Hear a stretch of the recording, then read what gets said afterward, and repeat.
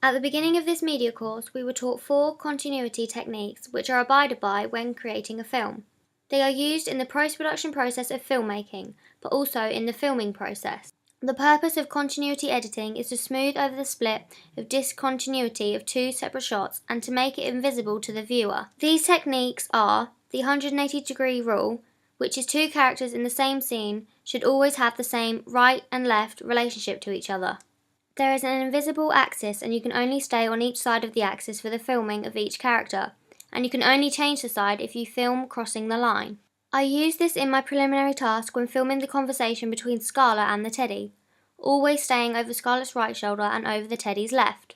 This technique is also in my opening sequence, where I'm always staying over Macy's left shoulder and Charlie's right. From using this continuity technique in my preliminary task, I was more confident using it in my opening sequence and was able to film it more naturally. Shot reverse shot. Shot reverse shot is linked to the 180-degree rule. Shot reverse shot is where one character is shown looking at another character, then the other character is shown looking back at the first character. I used this in my preliminary task when Scarlett is looking at the teddy in one shot, and in the next shot the teddy is looking back at her. When Macy sees Charlie in my opening sequence, shot reverse shot occurs here, as it shows Macy looking at Charlie, then Charlie looking back in the direction Macy is in. The impact of this continuity technique is to show that my characters are in the same place. It shows their surroundings, and it also makes it look like they are in each other's eye line. Match on action. Match on action is cutting from one shot to another view that matches the first shot's action and energy. This edit creates a hidden link between 2 shots. It is used in films. The viewer sees action being completed in the second shot, or it's continued from one shot to another. In my preliminary task, I use match on action. When Scarlett opens the front door from the outside, then the next shot is shown her coming in the door, but the camera is on the inside. Match on action is used right at the beginning of my opening sequence, when Macy is walking up the stairs and around Ruffham Hall. I've used this so that her movement is flowing through each shot, making it look as though the camera is following her constantly and continuously. The last continuity technique is eyeline match. Eyeline match is based on the premise that the audience will want to see what the character on screen is seeing. The eyeline then matches the next shot.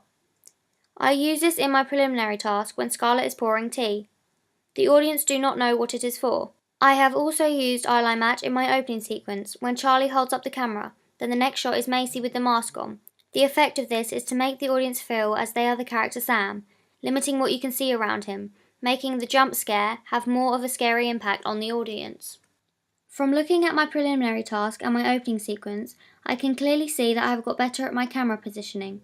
In my preliminary task, some of the shots positioned are not level, but then if you look at my opening sequence, all my shots are positioned well, and they are level and include the location. I have also got better at my camera movements. When Scarlett is skipping, I use the camera movement handheld. The camera is extremely shaky and moves to the left. But the panning in my opening sequence, when Macy appears at the end, the camera movement is smooth and steady. I have also developed the types of shots I have used. In my preliminary task, a lot of the shots were medium close-ups. But compared to my opening sequence, I have used more of a variety, such as long shots, cowboy shots, and close-ups. By having a wider range of shots, it keeps the audience more engaged and interested and holds their focus. I have also improved my time management and organisation from when I did my preliminary task.